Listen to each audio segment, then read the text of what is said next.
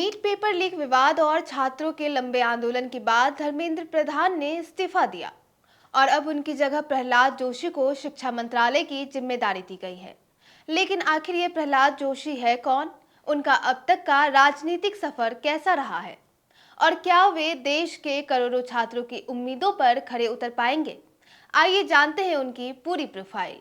धर्मेंद्र प्रधान के इस्तीफे के बाद राष्ट्रपति द्रौपदी मुर्मू ने प्रधानमंत्री की सलाह पर प्रहलाद जोशी को शिक्षा मंत्रालय का अतिरिक्त प्रभार सौंप दिया। फिलहाल वे अपने मौजूदा मंत्रालयों के साथ साथ शिक्षा मंत्रालय भी संभालेंगे। प्रहलाद जोशी का जन्म 27 नवंबर 1962 को कर्नाटक के धारवाड़ में हुआ।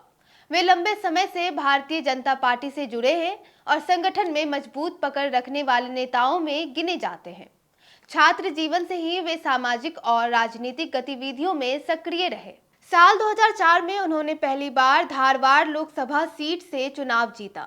इसके बाद लगातार कई बार सांसद चुने गए और अपनी साफ सुथरी संगठन क्षमता की वजह से पार्टी नेतृत्व का भरोसा जीतते गए। मोदी सरकार के पहले और दूसरे कार्यकाल में भी उन्हें कई अहम जिम्मेदारियां मिली।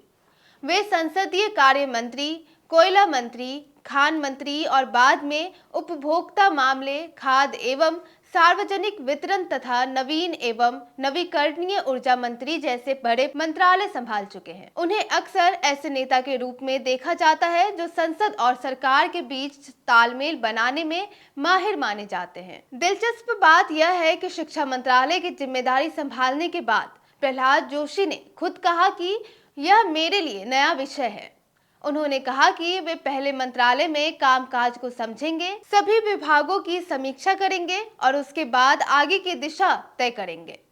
साथ ही उन्होंने प्रधानमंत्री नरेंद्र मोदी का आभार भी जताया। अब उनके सामने सबसे बड़ी चुनौती है एग्जामिनेशन सिस्टम में लोगों का भरोसा वापस लाना। नीट पेपर लीक विवाद के बाद देश भर में छात्रों का गुस्सा देखने को मिला।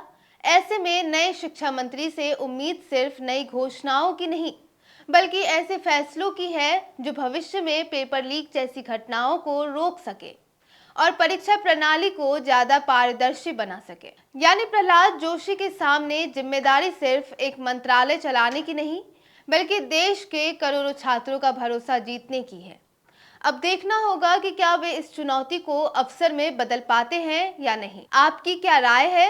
क्या प्रहलाद जोशी शिक्षा व्यवस्था में बड़ा बदलाव ला पाएंगे? अपनी राय कमेंट में जरूर बताइए। बाकी तमाम खबरों को जानने के लिए देखते रहिए India.com।